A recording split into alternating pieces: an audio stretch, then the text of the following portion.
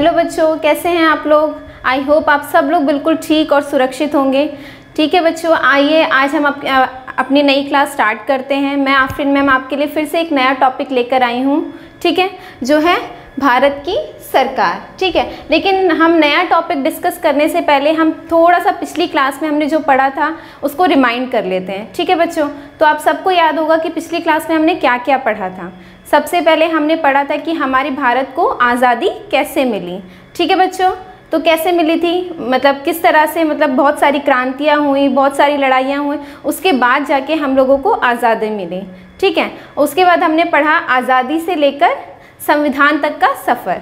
ठीक है, कि किस तरह से जो संविधान है हमारे देश का उसका निर्माण हुआ और उसमें हमारे लिए नियमों और कानून को बनाया गया। ठीक है, उसके बाद हमने पढ़ा था कि संविधान द्वारा हमें कितने मौलिक अधिकार और कितने मौलिक कर्तव्यों को दिया गया। आप में से किस किस को याद है कि हमें कितने मौलिक अधिकार और मौलिक कर्तव्य मिले हैं। अच्छा, तो मैं एक बार फिर से आपको बता देती हूँ कि हमें संविधान द्वारा 6 मौलिक अधिकार दिए गए हैं और 11 मौलिक कर्तव्य बताए गए हैं, जिसका हमें पालन करना बहुत ही आवश्यक है। अगर हम अपने देश को अच्छा और उसको विकसित देखना चाहते हैं तो हमारा नागरिक होने के नाते एक मतलब हमें उनके लिए, अपने देश के लिए अपने कर्तव्य और अधिकारों को हमेशा याद रखना चाहिए। हम लोग कभी कभी अधिकार तो याद रख लेते लेकिन कर्तव्य बिल्कुल भी याद नहीं करते। लेकिन बहुत ज़रूरी है कि अधिकारों के साथ साथ कर्तव्य याद रखना हमारा बिल्कुल बहुत ज़रूरी फ़र्ज़ है और हमें उसको निभा के चलना है, तभी हम अपने देश को विकसित देख पाएंगे। ठीक है बच्चों, तो चलिए अब हम आज का टॉपिक डिस्कस करते हैं जो है भारत की सरकार। ठीक है, तो बच्चों मैं बताना चाहती हूँ कि भारत की जो सरकार है उसका निर्माण उसके जो क्या है 3 प्रमुख अंग हैं। ठीक है, कितने प्रमुख अंग हैं? 3। ठीक है, चलिए मैं आपको बताती हूँ। सबसे पहले आता है विधायिका।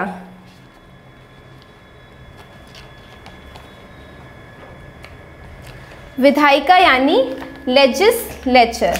ठीक है, विधायिका यानी क्या है? लेजिस्लेचर। उसके बाद है दूसरा कार्यपालिका। ठीक है, क्या है दूसरा? कार्यपालिका। कार्यपालिका यानी एग्जीक्यूटिव। ठीक है बच्चों, और तीसरा प्रमुख अंग है न्यायपालिका। क्या है? न्यायपालिका।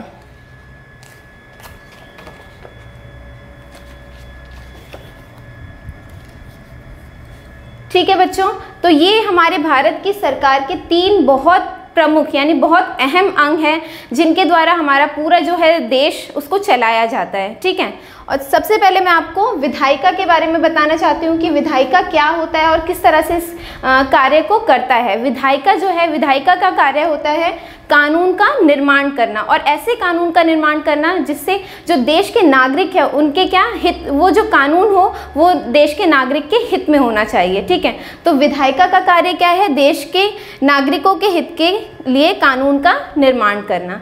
ठीक है, उसके बाद हम देखते हैं कार्यपालिका। ठीक है, कार्यपालिका का कार्य क्या है?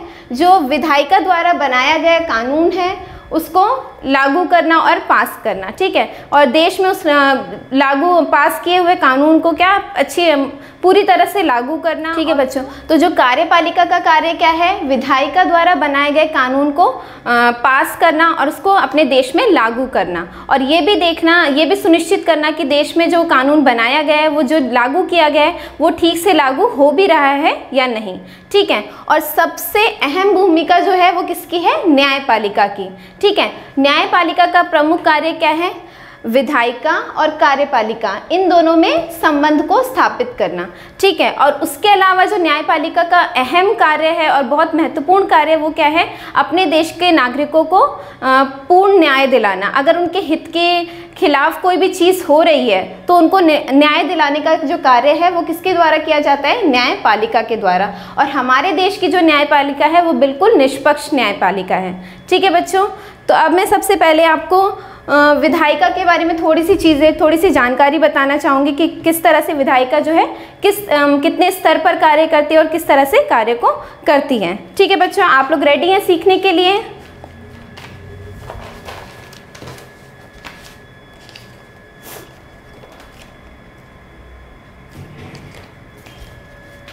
विधायिका जो है वो दो स्तर पर कार्य करती है, एक केंद्र स्तर पर और दूसरा राज्य स्तर पर। कितने स्तर पर? 2 स्तर पर, ठीक है। पहला क्या है? केंद्र, और दूसरा क्या है? राज्य स्तर, ठीक है बच्चों। तो अभी हम पहले विधायिका को डिस्कस करेंगे ताकि हम विधायिका को अच्छे से समझ पाएँ, ठीक है बच्चों। आप लोग सीखने के लिए तैयार हैं। और अगर आपको, मुझे बहुत अच्छा लगा कि आप लोगों ने कमेंट करके मुझे बताया कि आप लोग को वीडियो कैसा लगा, और आप लोग को जो नहीं समझ में आया आपने वो चीज़ें मुझसे पूछी। लेकिन मैं आपको एक चीज़ ज़रूर बताना चाहूँगी कि कभी भी आप कोई भी चीज़ सीख रहे हो, कोई भी सब्जेक्ट हो आप सीख रहे हो, तो सबसे ज़्यादा ज़रूरी है उसमें आपका इंटरेस्ट होना। क्योंकि कभी कभी लोगों, बच्चों को या फिर किसी को भी अगर किसी चीज़ में इंटरेस्ट नहीं लेगा कोई भी, तो वो क्या होगा, वो उस टॉपिक को या फिर उस सब्जेक्ट को अच्छे से सीख नहीं सकता, और वो आपको बेशक बोरिंग लगने लगेगा या फिर टफ लगने लगेगा। तो अगर आप उस सब्जेक्ट को या फिर उस टॉपिक को ईजी बनाना चाहते हैं, तो सबसे पहले आपको क्या करना है, अपने इंटरेस्ट को लेकर आना है, ठीक है। और इंटरेस्ट लाने के साथ साथ अगर आप इंटरेस्ट के साथ किसी भी चीज़ को सीखते हैं तो आप उसको जल्दी सीख लेते हैं, और अच्छा वो आपको लॉन्ग, बोलते हैं ना, हमेशा याद रह जाता है। और दूसरी बात ये है कि जब आप कोई चीज़ सीखने बैठे हैं या फिर कुछ भी देख रहे हैं या पढ़ रहे हैं, तो आपको हमेशा अपने हाथ में कॉपी, पेंसिल और या पेन लेकर रखना चाहिए, ताकि आप उसके नोट्स को बनाते रहें, ठीक है। कि कभी आप फ्यूचर में कभी उसमें से कोई एक पॉइंट भूल जाते हैं या फिर मिस कर देते हैं, तो आप वापस उसको जाके देख सकते हैं और फिर से ठीक से पढ़ सकते हैं। ओके बच्चों, तो अब हम डिस्कस करते हैं विधायिका को। मैंने आपको जैसे कि बताया, विधायिका में क्या होते हैं, 2 स्तर होते हैं, ठीक है। एक केंद्र स्तर और दूसरा राज्य स्तर, ठीक है। जब विधायिका द्वारा जब कानून का निर्माण करने की बात आती है, जब केंद्र सरकार में कानून का निर्माण करने की बात आती है, तो कौन कानून का निर्माण करता है? केंद्र सरकार, ठीक है। और केंद्र सरकार में किसको रखा गया है? पार्लियामेंट को, यानी संसद को, ठीक है। और ऐसे ही राज्य में राज्य स्तर में किसको रखा गया है? विधान सभा को, ठीक है।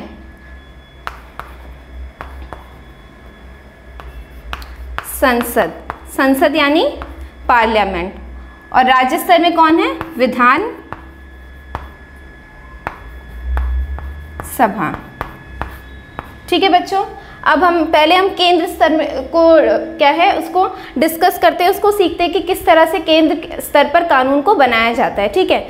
मैंने जैसे आपको बताया कि जब विधायिका द्वारा कानून बनाने की बात आती है, तो केंद्र स्तर पे एक संसद को रखा गया है, ठीक है। संसद यानी पार्लियामेंट। पार्लियामेंट के कितने? 2 सदन होते हैं, ठीक है। पहला है लोकसभा,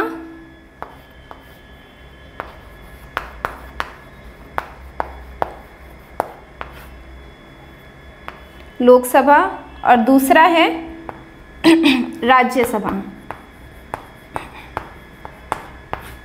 ठीक है बच्चों। संसद के कितने सदन हैं? 2 सदन, एक लोकसभा और दूसरा राज्यसभा। लोकसभा जिसको हम लोअर हाउस कहते हैं, और राज्यसभा जिसको अपर हाउस कहते हैं, ठीक है। और लोकसभा के जो सदस्य होते हैं उनको क्या कहते हैं? एमपी यानी मेंबर ऑफ पार्लियामेंट्स, ठीक है। मैं एक बार आपके लिए उसको यहाँ लिख देती हूँ ताकि आपको वो चीज़ याद रहे, उस पॉइंट को आप भी नोट कर सकते हैं।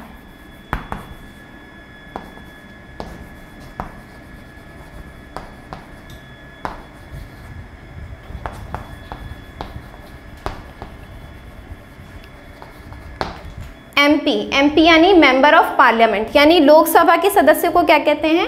मेंबर ऑफ पार्लियामेंट, ठीक है।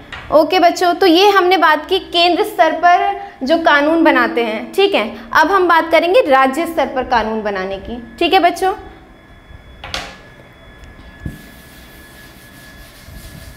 और आप इसको नोट कर सकते हैं ताकि आप इसको याद रख सकें, ठीक है।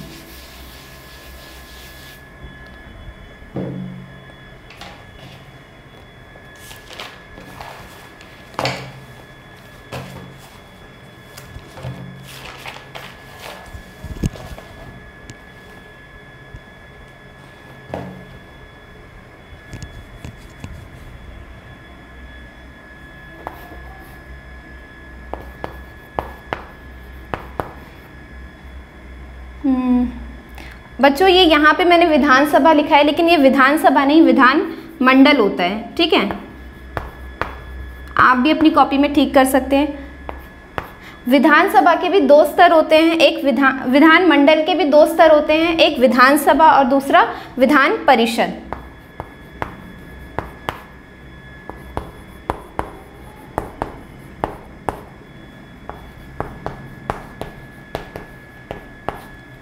अच्छा, तो बच्चों मैं आपको इसमें एक और चीज़ बताना चाहती हूँ। जो विधानमंडल है जो राज्य के लिए इस्तेमाल किया जाता है, ठीक है। तो विधानसभा क्या है, ये हर राज्य के लिए अनिवार्य होती है। जैसे हमारे देश में 28 राज्य हैं, तो पूरे 28 राज्यों पे ये इम्प्लीमेंट होता है, ठीक है। 28 राज्यों के लिए अनिवार्य है कि उनके पास विधानसभा होनी चाहिए।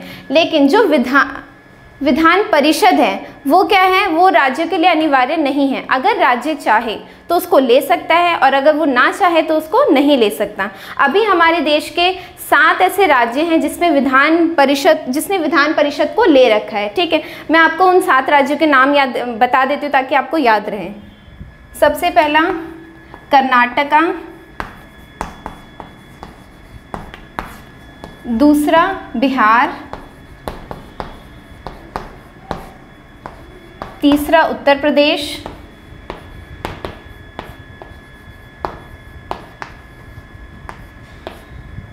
चौथा जम्मू और कश्मीर,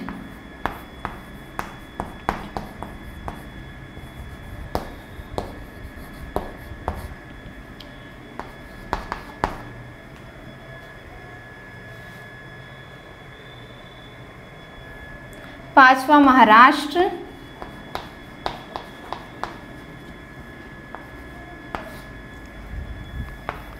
और छठा आंध्र प्रदेश।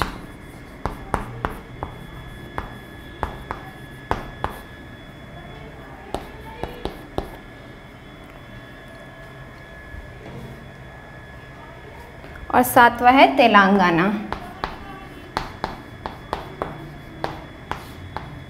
ओके बच्चों, तो मैंने आपको बताया कि हमारा जो देश है उसमें कितने राज्यों ने विधान परिषद को ले रखा है। कितने राज्यों ने? 7 राज्यों ने। पहला कौन सा है? कर्नाटका, दूसरा बिहार, तीसरा उत्तर प्रदेश, चौथा जम्मू एंड कश्मीर, पांचवा महाराष्ट्र, और 6 आंध्र प्रदेश, और 7 तेलंगाना। ठीक है बच्चों, तो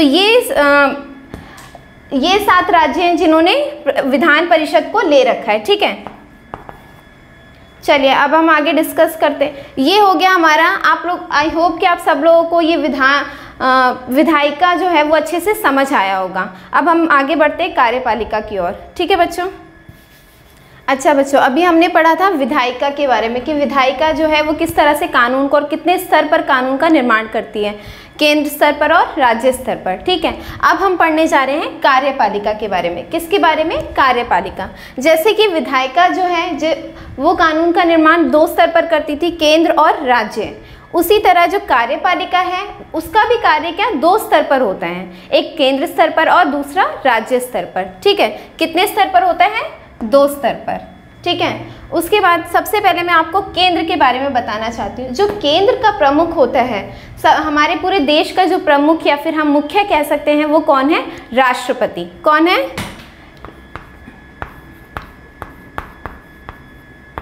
राष्ट्रपति यानी प्रेसिडेंट। ठीक है,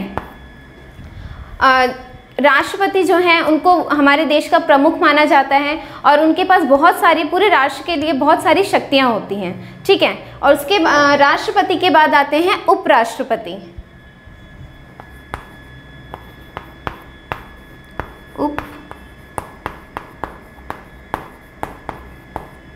राष्ट्रपति। ठीक है, राष्ट्रपति के बाद कौन है? उपराष्ट्रपति। और उपराष्ट्रपति के बाद आते हैं हमारे प्रधानमंत्री।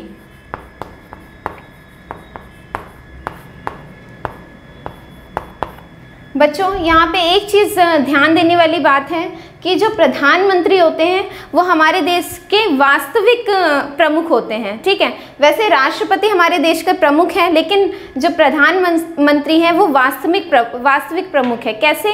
क्योंकि जो राष्ट्रपति की सारी शक्तियाँ होती हैं वो कौन इस्तेमाल करता है? प्रधानमंत्री। ठीक है, राष्ट्रपति की सारी शक्तियाँ प्रधानमंत्री द्वारा यूज़ की जाती हैं। ठीक है, और उसके बाद आता है प्रधानमंत्री के बाद है 4th मंत्रिमंडल।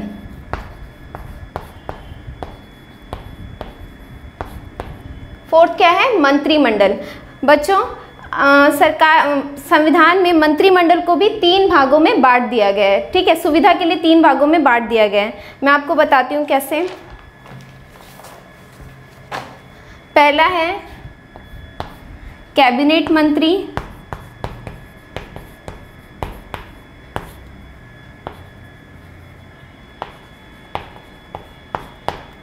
कैबिनेट मंत्री, और दूसरे राज्य मंत्री,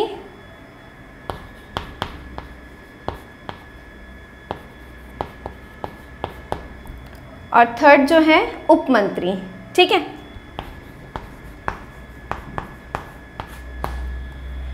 समझ आया बच्चों आप लोगों को? पहला क्या है? कैबिनेट मंत्री, दूसरा राज्य मंत्री और तीसरा उप मंत्री। ठीक है, तो ये था केंद्र स्तर पर जब कानून को लागू करने की बात आती है। ठीक है, तो कितने स्तर पर होता है? सबसे पहले कौन आता है? राष्ट्रपति, फिर उपराष्ट्रपति, फिर प्रधानमंत्री, उसके बाद मंत्रिमंडल। ठीक है, और मंत्रिमंडल जो है वो प्रधानमंत्री के अंतर्गत होता है। ठीक है, जितने भी हमारे देश के जो भी मंत्री होंगे वो किसके अंतर्गत होते हैं? प्रधानमंत्री के। ठीक है, और एक और बात यहाँ पे ध्यान रखने वाली है कि जो प्रधानमंत्री होते हैं वो लोकसभा के भी सदस्य होते हैं, क्योंकि जब तक प्रधानमंत्री उनको नहीं चुना गया होता तब तक वो लोकसभा के सदस्य होते हैं। जब उनको निर्वाचित कर लिया जाता है मंत्रियों के द्वारा तो वो क्या बन जाते हैं? उनको प्रधानमंत्री का पद दे दिया जाता है। ठीक है बच्चों,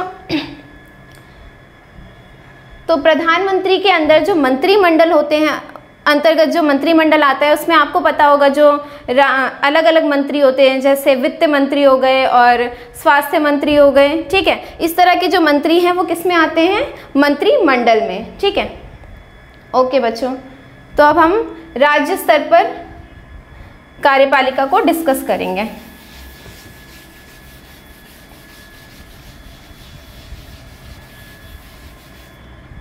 बच्चों आपको ये क्लास अच्छी लग रही है ना? आई होप आप सबको समझ में आ रहा होगा। अगर आपको कभी भी कहीं पे भी कोई डाउट होता है, जिस तरह से आप मुझसे पूछते हैं वैसे ही पूछ सकते हैं। ठीक है, तो अब हम डिस्कस करते हैं राज्य स्तर पर। ठीक है,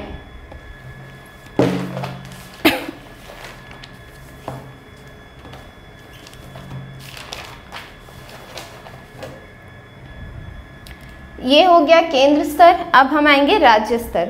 ठीक है, राज्य स्तर पर भी सबसे पहले कौन आता है? राज्यपाल। जिस तरह से राष्ट्रपति पूरे देश का प्रमुख होता है, उसी तरह से जो राज्यपाल होते हैं वो क्या होते हैं? पूरे राज्य के प्रमुख होते हैं। ठीक है, और इनके बाद कौन आता है?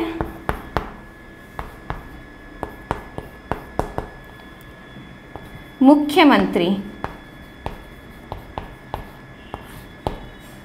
मुख्यमंत्री आप सबको पता है जो चीफ मिनिस्टर होते हैं, जैसे किसी भी राज्य के, जैसे यूपी के हो गए, कर्नाटक के हो गए या फिर महाराष्ट्र के हो गए, वो क्या होते हैं? मुख्यमंत्री। ठीक है, उसके बाद आते हैं मंत्रिपरिषद।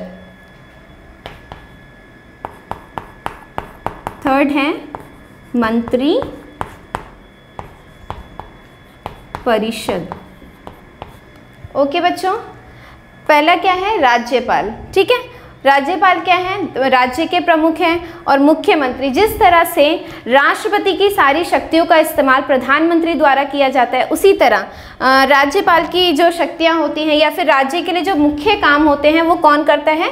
मुख्यमंत्री करता है। ठीक है, और जैसे हमने पढ़ा था कि जो मंत्री परिषद था, जो मंत्रिमंडल था प्रधानमंत्री का, उसी तरह मुख्यमंत्री का भी मंत्री परिषद होता है। ठीक है, जिसमें जो राज्य के लिए अलग अलग मंत्रियों को नियुक्त किया जाता है। ठीक है बच्चों, तो आपको ये समझ में आया होगा।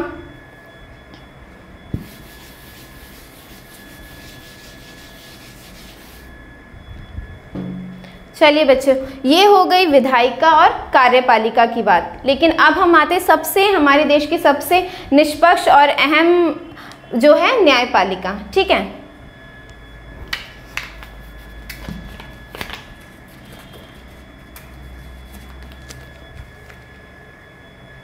बच्चों न्यायपालिका, मैंने जैसा आपको बताया था कि हमारी न्यायपालिका का कार्य क्या है?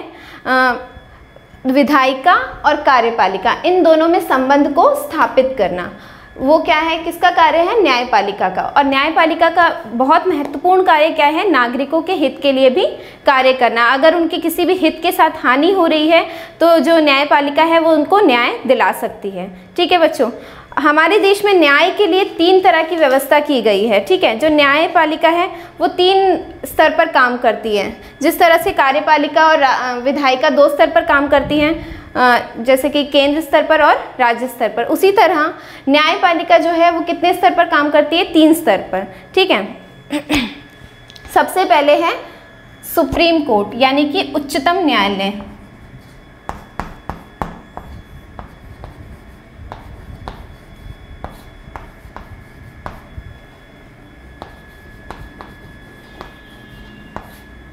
क्या है? सुप्रीम कोर्ट, ठीक है। उसके बाद आता है हाई कोर्ट, यानी उच्च न्यायालय।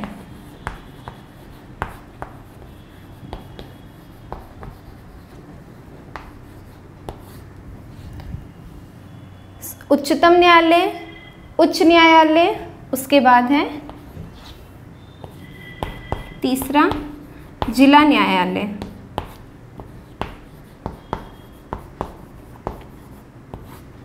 ठीक है बच्चों, उच्चतम न्यायालय यानी किसको कहते हैं? सुप्रीम कोर्ट को, ठीक है। और उच्च न्यायालय यानी हाई कोर्ट, और जिला न्यायालय यानी डिस्ट्रिक्ट कोर्ट, ठीक है बच्चों। मैंने आपको बताया न्यायपालिका के भी 3 अंग होते हैं। सबसे पहले क्या है? उच्चतम न्यायालय यानी सुप्रीम कोर्ट, उसके बाद है उच्च न्यायालय यानी हाई कोर्ट, ठीक है। उसके बाद है जिला न्यायालय यानी डिस्ट्रिक्ट कोर्ट, ठीक है। मैं बच्चों आपको एक चीज़ बताना चाहती हूँ कि अभी फ़िलहाल हमारे देश में सुप्रीम कोर्ट तो सबको पता है कि एक है, लेकिन जो उच्च न्यायालय है वो कितने हैं? 24, ठीक है बच्चों। कितने हैं? 24। ओके बच्चों, तो आप ये नोट डाउन कर सकते हैं और इसका स्क्रीनशॉट भी ले सकते हैं, ताकि आप इसको, और जिस तरह से मैंने आपको इतना कलरफुल इस तरह से दिखाया है, मैंने ये इसलिए किया है ताकि आपको पढ़ने और सीखने में ज़्यादा आसानी हो। क्योंकि कभी कभी हम सारी चीज़ें जब मिक्स कर देते हैं ना, तो वो एकदम अटपटा सा हो जाता है और सीखने में हमें प्रॉब्लम होने लगती है। हम भूल जाते हैं, चीज़ें मिक्स हो जाती हैं, तो थोड़ा समझ नहीं आता। लेकिन अगर हम इस तरह से अलग अलग कलर पेपर्स का या फिर पेन का यूज़ करके, कलर पेंसिल का यूज़ करके अगर हम पढ़ेंगे, किसी भी चीज़ को सीखेंगे, तो हम और ज़्यादा अच्छे से इफेक्टिव तरह से सीख सकते हैं, और ये हमें लॉन्ग टाइम तक याद रहेगा, ठीक है बच्चों। और कभी आपको किसी और को भी बताना हो, जब आप भी बड़े हो जाएंगे, आप किसी को इस चीज़ के बारे में सिखाएंगे, तो आप अगर आप ये तरीका अपनाएंगे, या हो सकता है इससे भी ज़्यादा अच्छा तरीका आपको पता हो, जब ये सीखने के बाद आप और अच्छा कर सकते हैं, ठीक है। तो आप जिसको आप सिखाएंगे वो भी इससे ज़्यादा बेहतर तरीके से सीख पाएगा, ठीक है बच्चों। तो आप भी इसी तरह से, जो भी मैं आपको पढ़ाऊँ, जिस तरह से भी पढ़ाऊँ, आप उसको उस तरह से नोट कर सकते हो। और आपको अगर कोई भी डाउट होता है तो जिस तरह से आप मुझे व्हाट्सएप ग्रुप में पूछते हैं, आप पूछ सकते हैं, ठीक है। मुझे बहुत अच्छा लगा था कि कुछ बच्चों ने, अगर उनको किसी चीज़ पे डाउट था, उन्होंने मुझे पूछा और मुझे उसको क्लियर करना बहुत अच्छा लगा। तो मैं वेट करूँगी आप लोगों के डाउट्स का, या फिर आप लोगों के कॉम्प्लीमेंट्स का, कि आपको कैसा लगा वीडियो, ठीक है बच्चों। तो मैं अब आपको सबसे पहले उच्चतम न्यायालय का कार्य बताती हूँ, ठीक है। उच्चतम न्यायालय क्या है? उसका कार्य होता है एक तो जो उनके खुद के वहाँ के जो उच्चतम न्यायालय के मामले हैं उनको सुलझाना, और उसके बाद जो हाई कोर्ट द्वारा मामले आए हैं उनके पास, ठीक है, उनको भी सुलझाना किसका कार्य होता है? उच्चतम न्यायालय का, ठीक है। कभी कभी जैसे हमें लगता है, हम ये सोच लेंगे कि जैसे कार्यपालिका है वो 2 स्तर पर काम करती, केंद्र स्तर और राज्य स्तर, तो शायद उच्चतम न्यायालय केंद्र के लिए होगा और उच्च न्यायालय राज्य के लिए होगा। लेकिन ऐसा बिल्कुल भी नहीं होता है, क्योंकि मैंने आपको बताया कि जो हमारी न्यायपालिका है वो बिल्कुल क्या है? स्वतंत्र है। अगर उस न्यायपालिका को विधायिका के साथ मिलाएंगे तो क्या होगा? वो अपना, बोलते हैं ना, निष्पक्ष न्याय नहीं दे पाएगा, क्योंकि अगर विधायिका द्वारा कोई गलत कानून बनाया गया है तो शायद न्यायपालिका उसको उस तरह से नहीं बोल सकता, उसके खिलाफ नहीं जा पाएगा। और इसी तरह अगर न्यायपालिका को कार्यपालिका के साथ मिला दिया तो भी वो अपने काम को निष्पक्षता के साथ पूरा नहीं कर पाएगा। इसीलिए हमारी जो न्यायपालिका है उसको क्या रखा है? बिल्कुल अलग रखा गया है, ठीक है। इसीलिए हम हमारी जो न्यायपालिका है उसको सर्वोत्तम न्यायपालिका कहते हैं, ठीक है बच्चों। ये हो गई उच्चतम न्यायालय की बात। अब मैं बताती हूँ उच्च न्यायालय, ठीक है, यानी हाई कोर्ट्स, ठीक है। हाई कोर्ट्स में क्या होता है? जो राज्य के बड़े बड़े मामले होते हैं उनको सुलझाया जाता है, ठीक है। और जो जिला न्यायालय द्वारा भी मामले आए होते हैं वो कौन सुलझाता है? राज्य उच्च न्यायालय यानी हाई कोर्ट, ठीक है बच्चों। उसके बाद है जिला न्यायालय। जिला न्यायालय क्या है, वो जिला स्तर पर काम करता है, यानी कि जो जिला में जो भी वाद विवाद या फिर कोई भी मामले होते हैं वो कौन सुलझाता है, जिला न्यायालय, ठीक है, यानी डिस्ट्रिक्ट कोर्ट। ओके बच्चों, मैं आपको एक बार सारी जो चीज़ें हैं वो फिर से रिमाइंड कराना चाहती हूँ ताकि आपको वो याद रहे, ठीक है। सबसे भारत की जो सरकार है इसके कितने प्रमुख अंग हैं, 3, ठीक है। सबसे पहला कौन सा है, विधायिका, दूसरा कार्यपालिका और तीसरा न्यायपालिका, ठीक है बच्चों।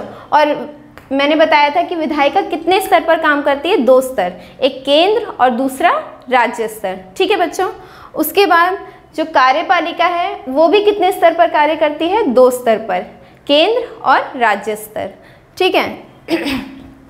और जो हमारी न्यायपालिका है उसके 3 स्तर हैं, ठीक है, 3, उच्चतम, उच्च और जिला न्यायालय, ठीक है बच्चों।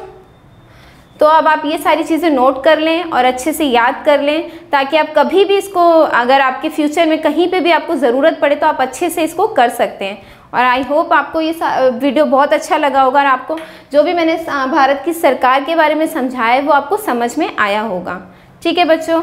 मैं आपके व्हाट्सएप मैसेजेस का और फ़ोटोज़ का इंतज़ार करूंगी ताकि मैं आपको और अच्छी चीज़ें बता सकूं। अगर आपको कोई कुछ और टॉपिक पे जानकारी चाहिए या फिर आपको पूछना है तो आप मुझे वो भी पूछ सकते हैं ताकि मैं अगली वीडियो में आपके लिए वो चीज़ लेकर आऊँ, ठीक है बच्चों। थैंक यू बच्चों।